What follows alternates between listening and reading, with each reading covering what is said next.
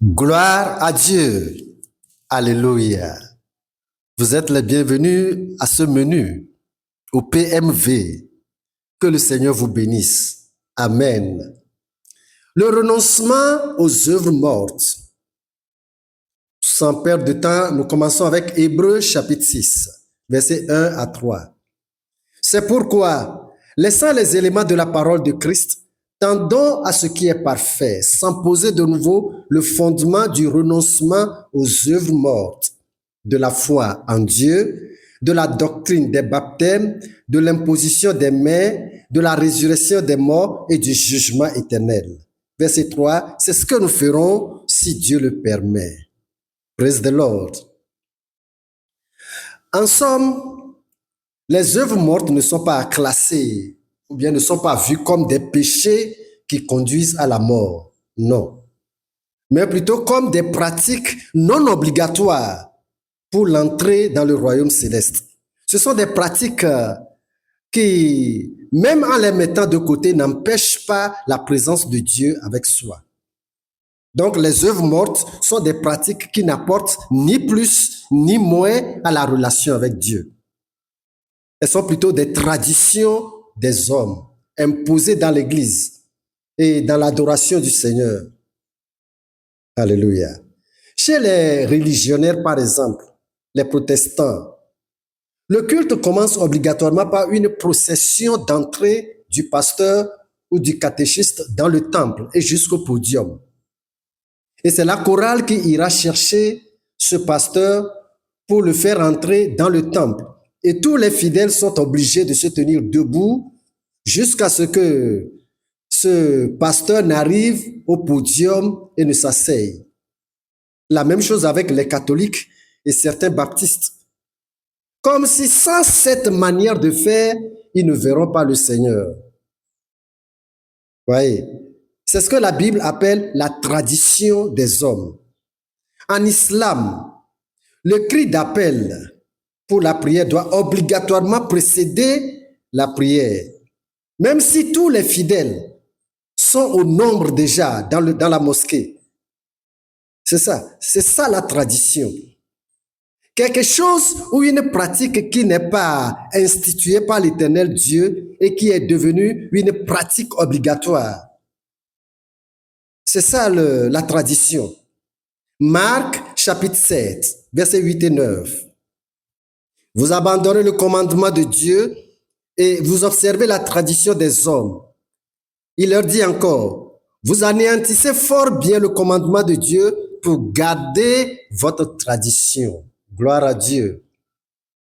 C'était dans une église. Selon l'ordre du culte, il doit y avoir la prière d'intercession avant la première prestation de la chorale. Mais le modérateur de ce jour avait passé la chorale avant la prière d'intercession. En réalité, il n'y a rien de mauvais ni rien de mieux dans ce renversement de l'ordre. Cela n'apporte ni vie ni mort au culte. Cela n'éloigne ni n'approche la présence de Dieu. Mais le pasteur étant venu lui-même en retard, avait sanctionné ce diacre en le retranchant du diaconat. Ce pasteur a donc comme ça établi au sein de l'Église qu'il dirige une tradition. Et c'est ce que la Bible appelle œuvre morte. Ce qui est établi dans la maison de Dieu par l'homme et qui anéantit l'action du Saint-Esprit ou la direction du Saint-Esprit. Chacun doit savoir que le vrai devancier dans l'Église est le Saint-Esprit. Et c'est à lui de prendre à chaque fois la direction dans l'Église. Cette direction du Saint-Esprit engloutit et le pasteur, et les diacres, et les fidèles. C'est comme ça que tout se sent nouveau et plein de vie dans l'Église. Alors les routines qui deviennent par fini des pratiques mortes ne seront plus. Alléluia. Jean chapitre 16 et le verset 13. Quand le consolateur sera venu, l'Esprit de vérité, Il vous conduira dans toute la vérité, car il ne parlera pas de lui-même, mais il dira tout ce qu'il aura entendu et il vous annoncera les choses à venir. Alléluia. Le conducteur de l'Église. C'est le Saint-Esprit qui établit ses hommes sur les églises. Et c'est possible que certains hommes de Dieu anéantissent la priorité du Saint-Esprit dans l'Église pour établir leur propre pensée, leur propre règlement intérieur. En ce temps-là, ces hommes de Dieu et ces églises courent vers un jugement. Apocalypse chapitre 3, versets 1, 2 et 3. Apocalypse chapitre 3, verset 1, verset 1. Écrit à l'ange de l'église de Sardes. Voici ce que dit celui qui a les 7 esprits de Dieu et les 7 étoiles. Je connais tes œuvres. Je sais que tu passes pour être vivant et tu es mort. Sois vigilant et affermis le reste qui est près de mourir, car je n'ai pas trouvé tes œuvres parfaites devant mon Dieu. Rappelle-toi donc comment tu as reçu et entendu, et garde et repens-toi. Si tu ne veilles pas, je viendrai comme un voleur, et tu ne sauras pas à quelle heure je viendrai sur toi. Alléluia. Si nous ne sommes pas dirigés par le Saint-Esprit, nous sommes des gens morts et nous produirons des œuvres mortes, c'est-à-dire des œuvres et des pratiques qui ne sont pas des résultats de l'inspiration du Saint-Esprit. Et quelle sera finalement la conséquence? Apocalypse chapitre 2 et le verset 5. Apocalypse chapitre 2, verset 5. Souviens-toi donc d'où tu es tombé. Repens-toi et pratique tes premières œuvres. Sinon, je viendrai à toi et j'ôterai ton chandelier de sa place, à moins que tu ne te répandes. Alléluia. Vous rappelez-vous cette déclaration principale du Seigneur Jésus dans Jean au chapitre 15, au verset 16, qui dit que ce n'est pas vous qui m'avez choisi, mais moi je vous ai choisi et je vous ai établi afin que vous alliez et que vous portiez du fruit et que votre fruit demeure. Vous rappelez-vous?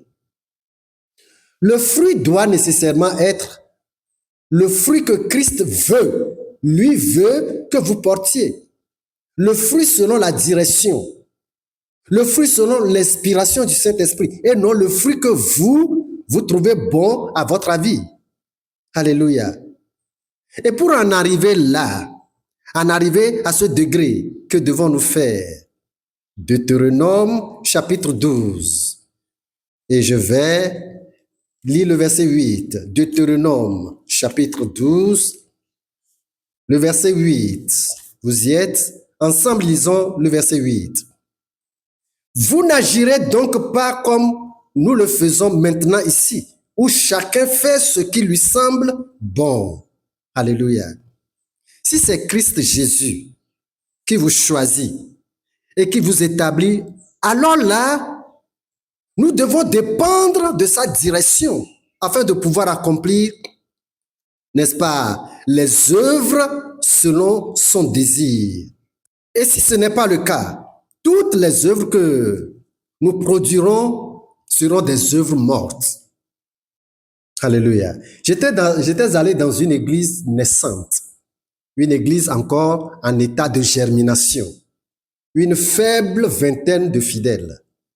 Et à ma grande surprise, au temps de la louange, j'entends dire, nous allons inviter le groupe musical pour venir nous conduire dans la louange.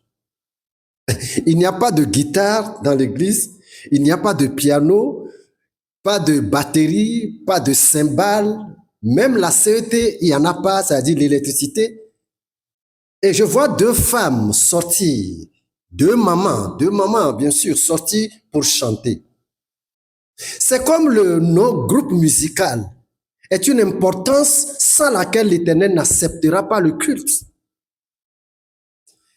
C'est pour dire que certaines choses ne sont pas prioritaires ou obligatoires dans le salut de notre âme. Ces choses, nous pouvons les faire si Dieu nous le permet. Alléluia. Galates chapitre 5 et le verset 25. Et le verset 25. Si nous vivons par l'esprit, marchons aussi selon l'esprit. Marchons aussi selon l'esprit. Amen. Alléluia.